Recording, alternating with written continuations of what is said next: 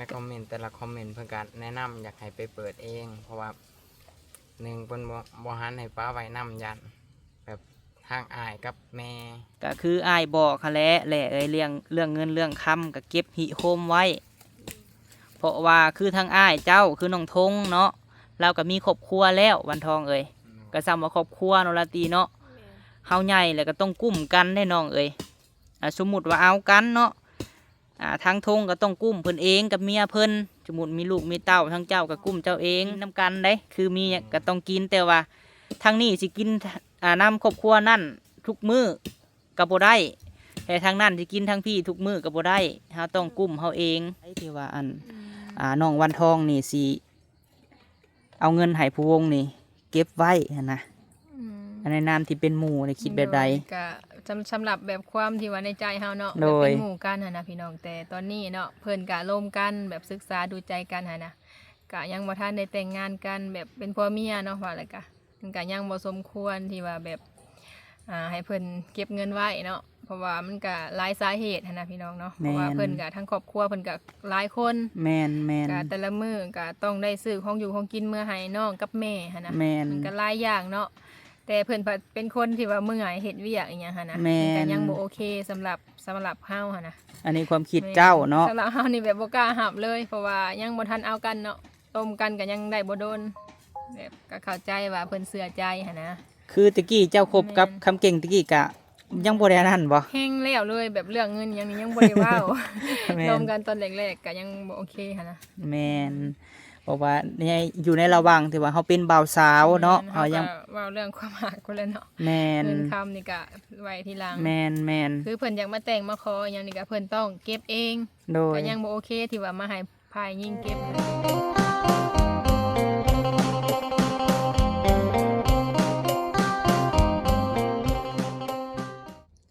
โดยกราบทักไทายสบายดีพ่อแม่พี่น้อง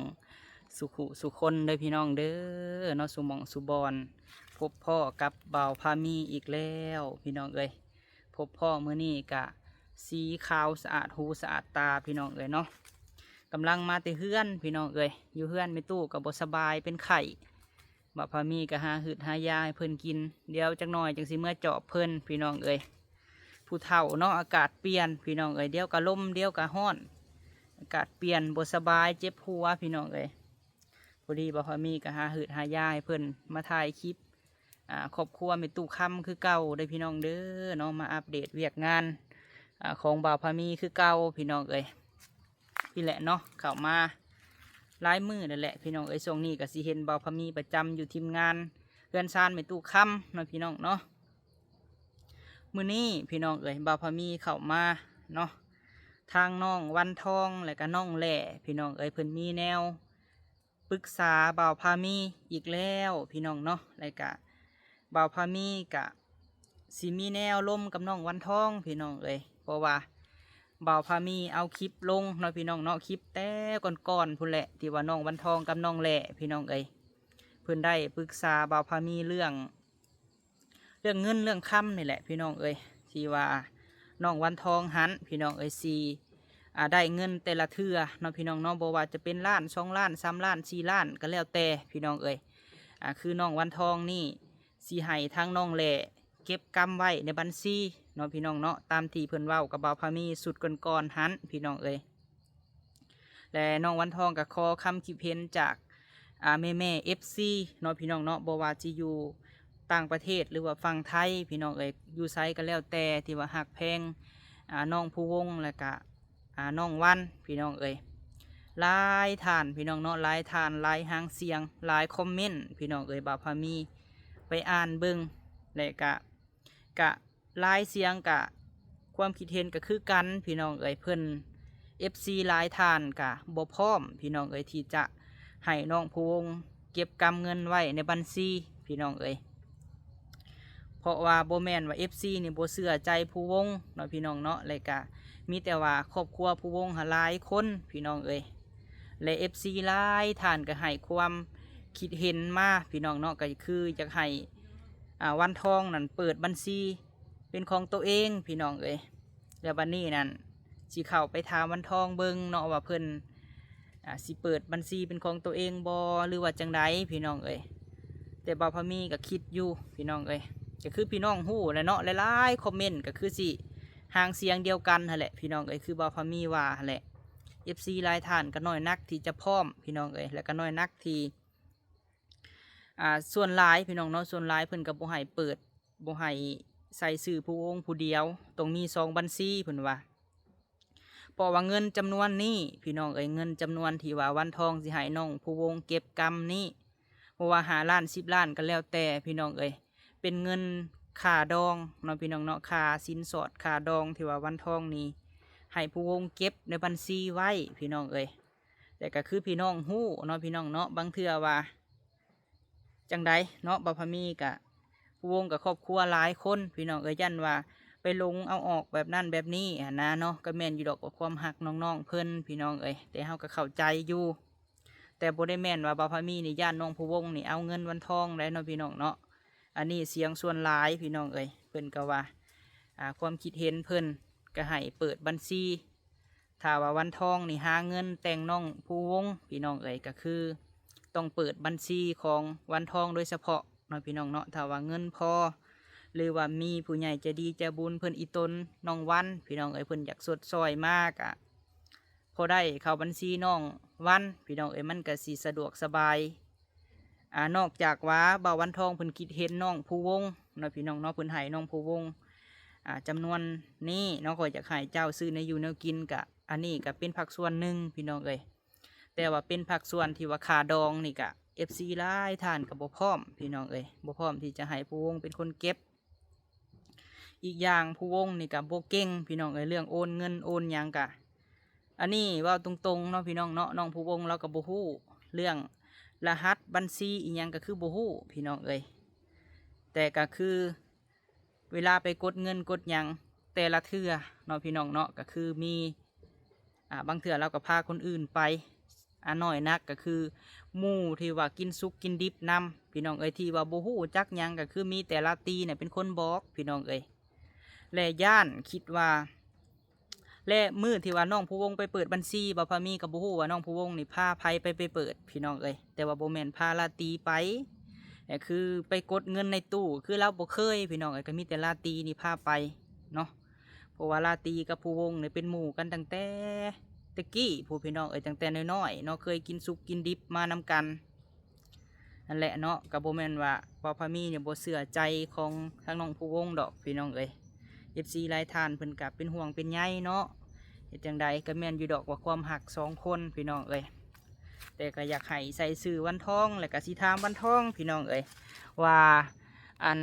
ทางวันทองนี่มีสมโนตัวเลขบ่หรือว่าจังใดเนาะพี่น้องเนาะคำว่ามีสมโนตัวเลขกะเฮาสามารถฝากธนาคารไว้พี่น้องเอ้ย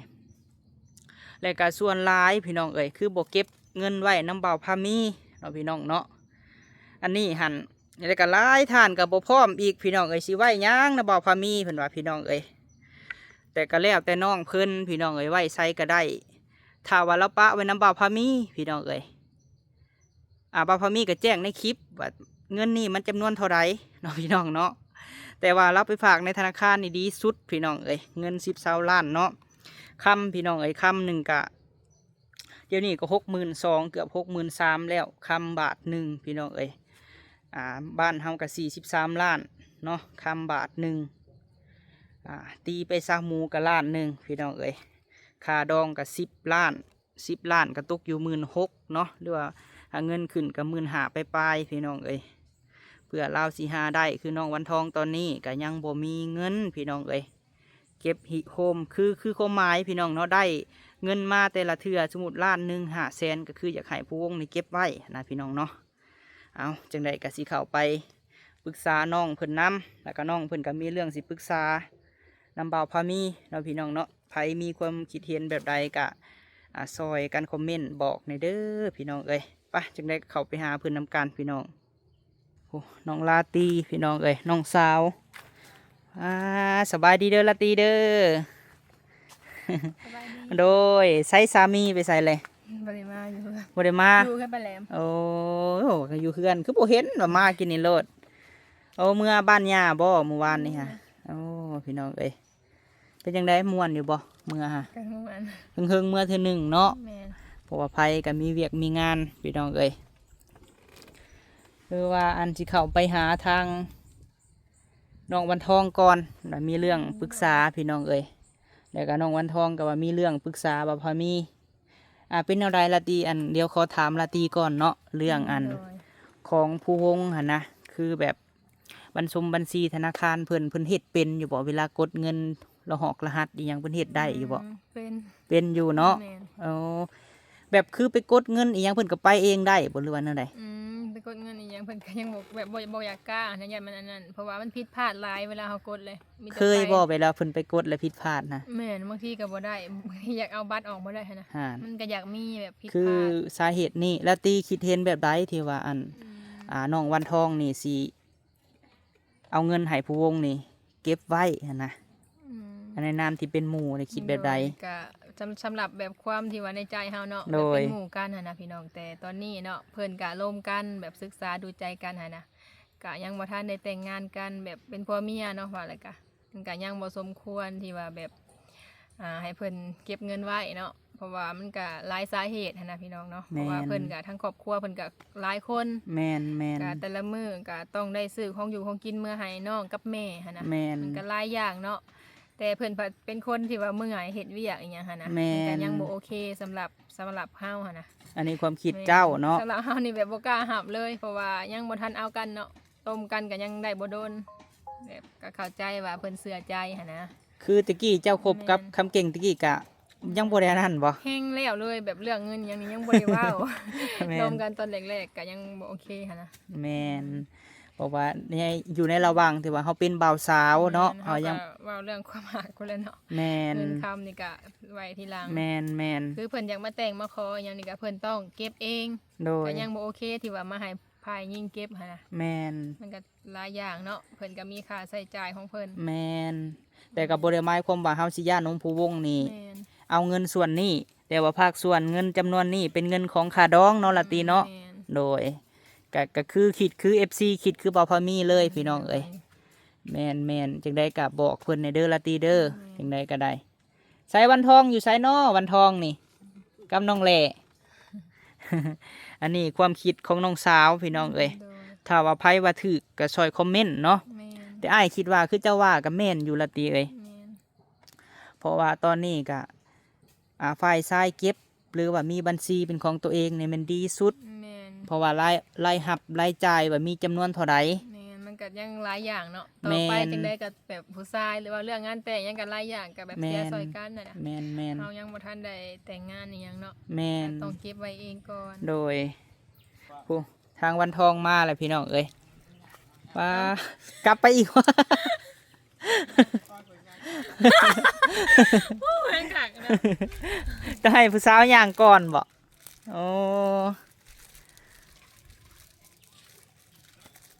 โดยสบายดีเด้อล่ะ สบายดี โดย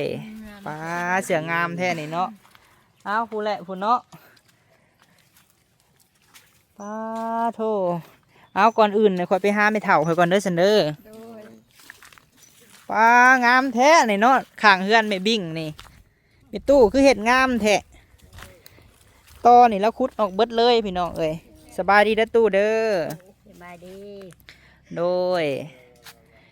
มาผู้เดียวมื้อนี่ค่ะ มาพอดีเลย โดย ตัดพื้นบ่ได้หลายเติบแล้วเนาะไม่ตู้เนาะเอานั่งก่อนอย่าเจ็บแอวไม่ตู้ ไปจะวาดนี้จะไปชื่นไง โดย มือ โอ้มาแล้วก็บ่ได้อยู่บ่ได้เช่าเนาะไม่ตู้เนาะ เดี๋ยว สมกับคำว่าอยากได้อีหลีพี่น้องเอ้ย เดี๋ยว กินข้าวแล้วบ่ กินได้กินมาแต่เฮือ กินกับหยังหั่นแม่เฒ่าก ระปู กินกับกระปู กระปูดีมาตอนวาน โอ้โดยมื้ออื่นก็ไปโบสถ์บ่มื้ออื่นวันอาทิตย์แม่นบ่วันอาทิตย์บ่มื้ออื่น แม่น่ะ โดยมันแดดแล้วก็จูดทำความสะอาดเนาะแม่ตู้เนาะ เดี๋ยว ทางพ่อกับแม่เฮาเพิ่นฝากความมาเพิ่นว่าคันเมื่อยก็บ่เฮ็ดเด้อตู้เด้อ เดี๋ยว มาเบิ่งลูกหลานก็ได้เพิ่นว่าคันยันแม่ตู้เมื่อยบ่ได้เมื่อยบ่ ก็ไม่เมื่อยพอเห็ดอยู่ พอเฮ็ดอยู่ พอเห็ดไม่ตู้ก็เยอะมันเป็นทางขี้อาดแต่ตอนนี้ โดย ไม่ตู้ก็จูด เผาไปโดน จูดยังไงมันสะอาดดิ อืม ถ้าเมื่อยก็พักได้ไปตู้เด้อเบิ่งน้ำลูกน้ำหลานนี่แหละมากกับบ่ได้ให้เฮ็ดดอก โดย สิไหม้เบิดละบ่ทานนะ อยาเม็ดได้อย่างน้อยหนึ่ง อย่างน้อยหนึง น้อยหนึ่ง โอ้ มืออื่นก็คันไม่ได้ไปบูดก็อยู่ชะแล้ว อยู่สะทาน อยู่ชะแล้วมืออื่นในวัน ก็ พุธได้ ก็คือพี่น้องฮู้หั่นแหละเนาะแม่ตู้เนาะ โด ก็ ย จังใดก็ไม่เท่าก็ยังเป็นชาวรักครอบครัวคือเก่าพี่น้องเอ้ย โดยคือเก่า ต้องได้นำผ้าเนาะไม่เท่าเนาะ โดย คันว่าเฮ็ดทานก็ต้องไม่เท่าลงมือเฮ็ดก่อนเนาะ โดย โดยอย่างซี่แนะนำสาวเอ็นนากับน้องตูนแล้วจังเฮ็ดน้ำหลังพี่น้องเอ้ย แม่ นั่นแหละเนาะบางทีก็บ่ให้พี่น้องเนี่ยถือชาเนาะไม่เท่าเนาะน้องตุนกับเอ้ยแอนนาเนาะ โดยมีวิทยาและนั่นคือ แล้วแต่อารมณ์บ่ ไอ้แต่ลง เออ มีทีชา บ่ว่าดอกแม่เอ้ยทั้งพ่อกับแม่เฮาก็เพิ่นก็เข้าใจ โดย บางเทื่อหั่นถ้าว่าได้เฮ็ดคือสาวเอ็นนาพี่น้องจนบ่ได้กินข้าวกินน้ำ โดย อันนี้ถ้าได้เฮ็ดทานได้แต่ถ้าว่าบ่ก็คือบ่เนาะไม่เท่าเนาะ แม่ แม่นเฮาก็ คือบ่ เฮาเข้าใจอยู่ไม่เท่าเอ้ยก็ยังดีที่ว่าลาวก็หาหันหานี่มาให้ก็ยังว่าอยู่เฮือนผู้ก็ยังกุ้มเฮ็ดหันเฮ็ดนี่ก็ยังได้แน่ ได้แต่วัน แม่ นี้ น ว่ามือก็ได้กินได้เฮ็ดปูได้เฮ็ดปูได้วันนี้ ได้เฮ็ดปวกบ่ อืม โอ้ แม่วันนี้ โดย มือก็ถ้าแม่เพื่อแล้วมีแกงมีเพื่อแล้ว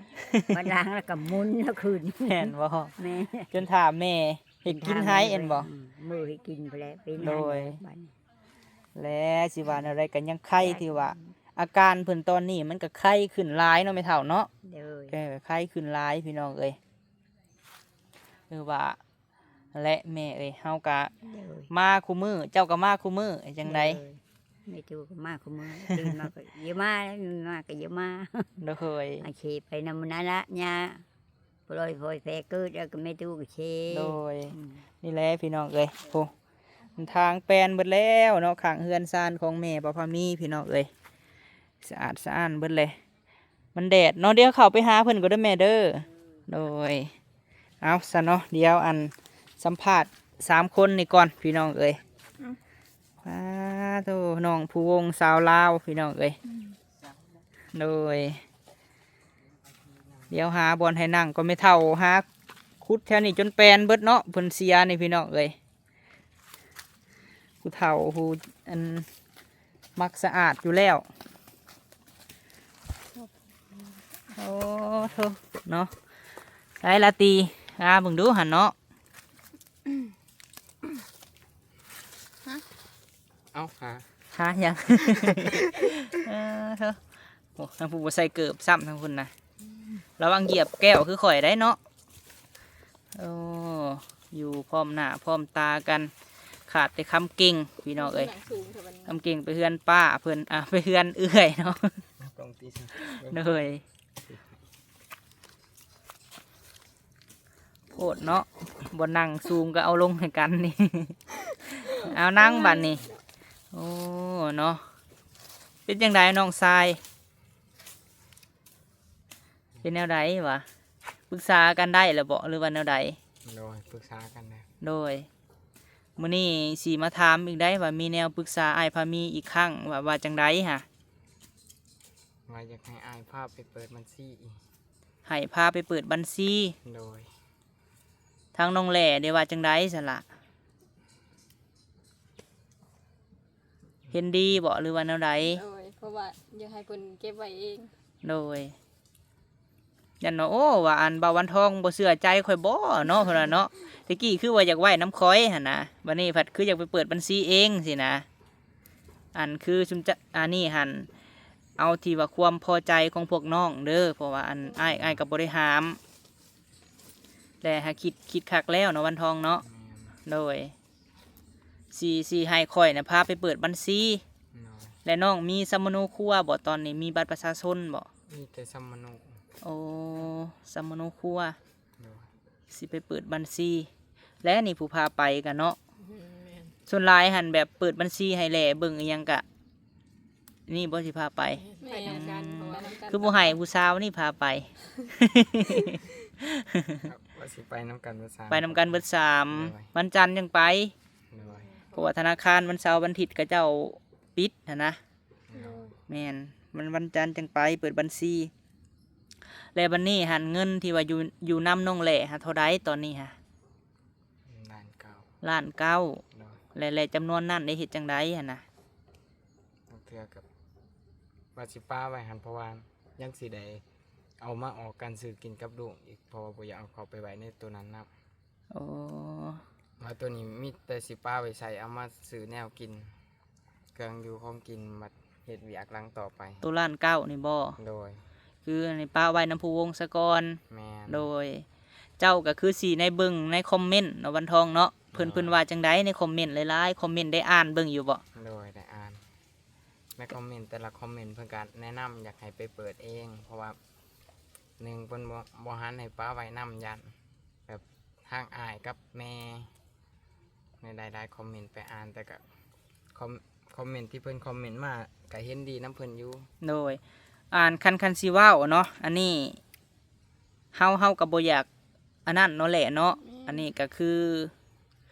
น้องแหล่เนี่ยมีครอบครัวแล้วก็มีพี่น้องหลายคน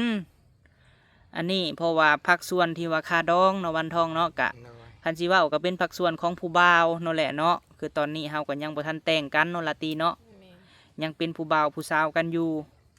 แต่ต้องให้ไอ้วันเพิ่นเก็บไว้น้องแหล่เอ้ยเก็บไว้โอ้ถ้าว่าพ่อเนาะสมมุติว่า10-20ล้านบ่ในบัญชีเฮากะแยกออก10ล้านนี่เป็นค่าดองแล้วก็คือเจ้าฮู้แหละน้องเอ้ยเราก็หาเงินเท่าไรก็เก็บพิโฮมเข้าบัญชีวันนี้หันในเฮือนก็หลายคนแมันบ่แหละ แม่น วันนี้น้องกับบ่เก่งคือวันทองเห็นนั่นแหละ โดย คือไปกดเงินกดหยังนี่น้อยนักได้สิไปผู้เดียวเคยบอกไปกดผู้เดียว บ่เคยมีแต่ส่วนเพื่ออะไร ไว้นำกัน ขนาดอ้ายเนี่ยนั่นล่ะ ไปกดเทื่อเดียวพี่น้องเอ้ยตั้งแต่เริ่มเฮ็ด YouTube ใหม่ๆตกหล่นมันตกเงินบ่ได้ค่อยเอาซ่าโพดวันจันทร์จังได้ไปพัวพันเอามันตกได้เห็นบ่เวลาเฮาดึงออกในตู้แม่นบ่คันเฮาซ่าน้อยหนึงแล้วมันตกโลดได้นอกจากวันจันทร์พุ่นเพิ่นจังส่งมาให้เฮาคืนสินะ และอีกอย่างกับผู้วงเรากับบ่ค่อยเก่งปานใดบันทองเอ้ย โดย เรื่องที่ว่าอันบัญชอกบัญชีเนาะล่ะเนาะบ่ค่อยเก่งปานใดแหละกะนั่นแหละ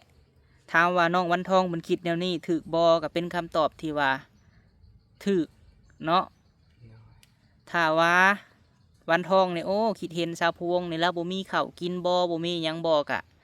อาจจะอยากให้เพิ่นก็ได้ โดย แต่ก็ลักๆตัวนี้ก็คือยังหาคาดองเว้ากันเนาะ แม่น หาบืนใส่แต่สมมุติว่าแต่ละเดือนหั่นนะน้องต้องส่งให้ย่านํบ่หรือว่าจังใด บางเทื่อก็ให้เพราะว่าบางเทื่อแบบเพิ่นบ่สบายเพิ่นก็จังคอแบบเพิ่นอันนี้เพิ่นก็บ่ได้เอาน้ำ โดย แต่ว่าช่วงนี้เราก็เห็นมาเก็บเงินอยากไหลคาดองเราก็ได้บ่สู่เอาน้ำปานใด โดย เราอยากให้โฮมไว้ ตอนนี้หันเงินน่ะมี1,900,000พี่น้องเอ้ย1,900,000ค่าดองเพิ่นยัง10ล้านเนาะ แม่น แต่ก็สิเก็บโฮมเนาะวันทองเนาะ โดย นั่นแหละพี่น้องเอ้ยจังใดก็ฝากเป็นกำลังใจให้เพิ่นแน่คนที่ว่าจังใดส่งเมื่อให้ย่าแน่ก็เฮาถึงเฮาที่อยู่ไกลเฮาก็คิดเห็นเพิ่นเนาะ โดย คือไอ้เปลี่ยนก็ส่งให้แม่สิบ่ แม่น โอ้ แล้วก็ส่งให้คือกัน คือสมมุติเงินติดโตตอนนี้นี่มีเท่าไหร่ตอนนี้ ตอนนี้มีอยู่ประมาณ 8-9 แสน 8-9 แสน โดย โอ้เอาเนาะจังใดกะมีแต่ว่า มือวันจันทร์พู้นแหละเนาะละตีเนาะเฮาจังอันไปเปิด แต่สมโนก๊อปมานี่ก็ได้บ่ละตี บ่ได้ต้องเป็นแบบบัตรประจำตัวหรือว่า วัดประจำตัว แท้ เจ้าคือบ่ให้เขาฝากมา ก็เอาบ่ แม่นก๊อปซี โอ้ บ่ได้จ้ะ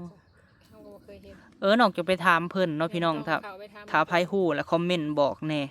ส่วนหลายก็เห็นแต่เพิ่นเอามา จะไปเปิดได้ซะ บัตรประจำตัว เอ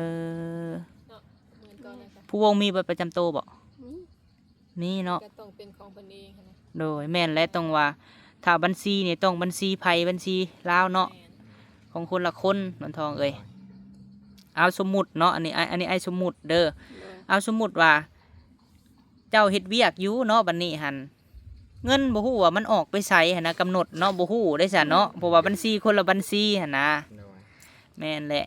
ก็เพื่อไผก็เพื่อชุนเจ้านั่นแหละเด้อ โดย อนาคตข้างหน้าอ้ายก็ดีใจเด้ที่ว่าน้องแหล่เนี่ยมีผู้บ่าวพี่น้องเอ้ยตะกี้รถอัด3เนาะไปทางใดก็กับลาตีไผนั่งกลางลาตี ลาตีนั่งกลางคำเก่งเป็นคนขับรถพี่น้องเอ้ยน้องแหล่แม่นตบท้ายดึกดื่นเที่ยงคืนมาแต่บุญกันยังอัด3อยู่ อันนี้ก็ยังว่าใครอะนะคันว่าโอ้บุญมีพลาส่งเนาะได้เป็นครอบครัวมีเงินแต่งกระดมขาดองพี่น้องเอ้ยเอาไอ้วันทองเจ้ากะพอเห็ดเป็นสร้างได้กับไปเห็ดเวียกน้ำกันกระถ่ายคลิปลักๆกระถ่ายคลิปเด้อวันทองเด้อ โดย คืออันนี้ก็หลายทานพี่น้องFCเพิ่นกะยังให้ชุนเจ้านะถ่ายคลิปเวลาว่างนะถ่ายคลิปเพื่อว่าหารายได้แบบใดก็คืองานแต่ง โดย เนาะ FC หลายทานเพิ่นก็ให้กำลังใจพี่น้องเอ้ยบัดนี้แห่งสู่2คนสร้างก็2คนบัดนี้เนาะ อืม อันได้สาวพวงมาซอยเนี่ยคือสิบ่เมื่อยดอกนี่เนาะ โดย ได้กำลังใจดีๆเด้ เพิ่นก็สมปูนซอยอยู่ โอ้ ปูนให้ โดยตั้งกล้องไปน้ำซื้อแล้วบ่คากล้องฮะ ซื้อแล้ว ซื้อแล้วบ่ตัวใดหาน้อง อัน500,000บัดนี้ได้แล้วคากล้องกันเนาะเป็นเงินของอาเมรัตพี่น้องเอ้ยที่ว่าซื้อคากล้องให้น้องแหล่สิได้อันถ่ายคลิปลงแล้วบ่คลิปมื้อนี้ฮะ ถ่ายแล้วแต่ว่ายังไม่ได้ลง โอ้เป็นจังไดน้องธงเพิ่นอันเรื่องรถเรื่องล่างเพิ่นเป็นแนวใดแปลงได้แล้วบ่หรือว่าแนวใด ช่วงนี้ก็บ่ได้เจอกันวันใด บ่ได้เจอบ่ช่วงนี้ฮะ เพิ่นมีแต่ไปต่อทาน โดย เพื่อน ก็คืออ้ายบอกค่ะแหละเอ้ยเรื่องเงินเรื่องคำก็เก็บหิโฮมไว้ เพราะว่าคือทางอ้ายเจ้าคือน้องธงเนาะเราก็มีครอบครัวแล้ววันทองเอ้ยก็ซ้ำว่าครอบครัวเนาะละตีเนาะ แม่น เฮาใหญ่แล้วก็ต้องกุ้มกันได้น้องเอ้ยสมมุติว่าเอากันเนาะทางธงก็ต้องกุ้มเพิ่นเองกับเมียเพิ่นสมมุติมีลูกมีเต้าทางเจ้าก็กุ้มเจ้าเอง แต่คำว่าแม่ก็ถ้าว่าได้เงินก็ต้องให้เนาะละตีเนาะถึงว่าเฮาจะมีครอบครัวก็ต้องแบ่งให้เพิ่นน้องเอ้ยหลักๆก็ข้าวสอบหนึ่งก็โอ้เนาะแม่กับน้องนี่ก็กุ้มเงินก็1,000 4-5 แสนยืนให้เพิ่นเนาะวันทองเนาะเจ้าว่าอ้ายเว้าถูกอยู่บ่ ถือ ทางนั้นสมมติว่าเอากันกับเป็นลุงอันนี้ก็น้องเคยก็ต้องกุ้มกันกับบริไม้ความว่าสิบริกินน้ำกันได้คือมีก็ต้องกินแต่ว่าทางนี้สิกินน้ำครอบครัวนั่นทุกมื้อกับบ่ได้แต่ทางนั้นสิกินทางพี่ทุกมื้อกับบ่ได้เฮาต้องกุ้มเฮาเองตนเป็นที่พึ่งของตนเนาะล่ะเนาะ โดย คือกับผู้ใหญ่เพิ่นซอยและเนาะละตีเนาะสิให้เพิ่นซอยเฮาตลอดกับบ่ได้น้องเอ้ย โดย อ้ายก็ดีใจจากที่ว่าซุมเฮาเป็นหมู่กันในจักปีเลยละตีบอกวันทองมึงดูฮะ ตั้งแต่น้อยๆ ตั้งแต่น้อย ได้หูจักอีก ๆตั้งแต่เริ่มว่าฮู้จักกันให้แม่นเป็นหมู่กันเลยกับลาตีนี่วันอันใช่ใช่โอ้เนาะข่อยคือบ่เห็นนี่นะฮะโอ้โหใส่ปอไม่เท่าเจ้าคือบ่เห็นไม่เท่า มานั่งดีนี่ ใช่โอ้ พากันเนี่ยมาคน ใช่ ก็บ่เห็น นี่ โอ้ใช่ใช่ นี่เฮ็ดปวก ตาตี มาเนี่ย ไปหาพ่อๆเลยกับปะ เขาไปหานี่เต็มไปหมด พี่น้อง บ่ได้ยังอยู่ทาง พี่น้องเอ้ย ไม่เท่าเบิ่งดู อ๋อไม่เท่า คือมารเทพไม่เท่าบางเนี่ย ปุกหน้าพา มาเนี่ยเลย เนาะเอามาเว่าเรื่องอันนี้รถเฮ็ดปวกบาทนี่ มันเปลี่ยนมาคุดจีดอก พา พ กั อน นั่งกันสัมภาษณ์กันอยู่เอาไม่เท่าบ่เนี่ย โอ้ยข่อยกันสัมภาษณ์ลาอยู่ได้กินนี่ฮะ ยังได้มันมีเม็ดได้หาในผดไม้นะ แม่นบ่ แม่นนี่เข้าไปเบิ่งโลดทางใน เอาของมาใส่ไหม อ๋อ เอากระซ้ำ นาตีไปหาเนาะ เอาไปหาโดนนี่สิ อย่าวางลงดินเด้อ หักอีนี้พี่น้องให้เปลี่ยน เจ้าคือมารแท้ อ้าวคนคุดจิรอต่อ ว้าใช้เบิ่งดูฮะ อยู่ใกล้ๆเฮ้ย อ๋อพี่น้องเฮ็ดปวก อยู่ในใบไม้ยังมีเด้อฮะบ่าวทั้งวันเปิดดู เบิ่งดูหั่นล่ะ โอ้เฮ็ดปวกนี่งามแท้เนาะแม่เฒ่าเนาะ ทั่วบ้านเนาะ แบบว่ามัน นางนี่ได้ก็ เกิดเฮ็ดอันนั้นแล้วพี่น้องเอ้ยเกิดสิ่งบ่คาดคิดแล้วบัดนี้เนาะโอ้ย ไม่เท่า เอาตามนั้นแหละวันทองเอ้ยไปหาเฮ็ดปวกก่อน เอาพี่น้องเอ้ยก็สิประมาณนี้เด้อพี่น้องเอ้ยเอาพบพ่อคลิปหน้าพี่น้องเอ้ยประมาณนี้แหละเนาะเดี๋ยวบ่แล้วเฮาจังว่ากันพี่น้องเอ้ยเดี๋ยวไปหาเฮ็ดปวกก่อนไปสำหรับคลิปนี้พี่น้องห่าวน้ำเฮ็ดปวกแล้วประมาณนี้แหละพี่น้องเอ้ยสบายดี